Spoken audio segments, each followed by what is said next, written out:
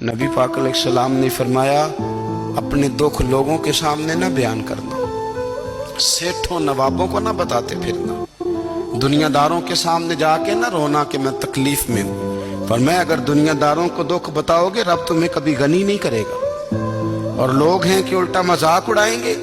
آپ کی جس سے بڑی پکی یاری ہے نا، پکی، وہ تب تک پکی ہے جب تک آپ نے 50,000 مانگا نہیں، اور جس وقت آپ نے کہہ دیا کہ میں مجبور ہوں میری مدد کر، تو پھر ختم ہو گئی دوستی۔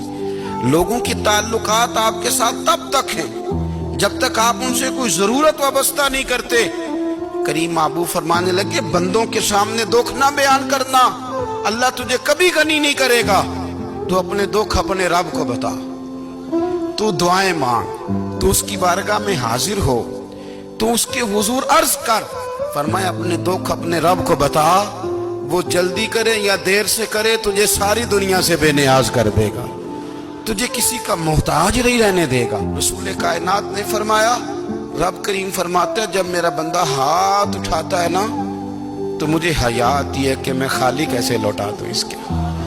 اتنے بڑے بادشاہ کی بارگاہ میں، او بھائی لوگوں سے عزتیں تلاش کرتے ہو تو وہ کیا تمہیں عزت دیں گے؟ وہ تو کل اچھا کہتے ہیں پرسوں برا کہنے لگ جاتے ہیں۔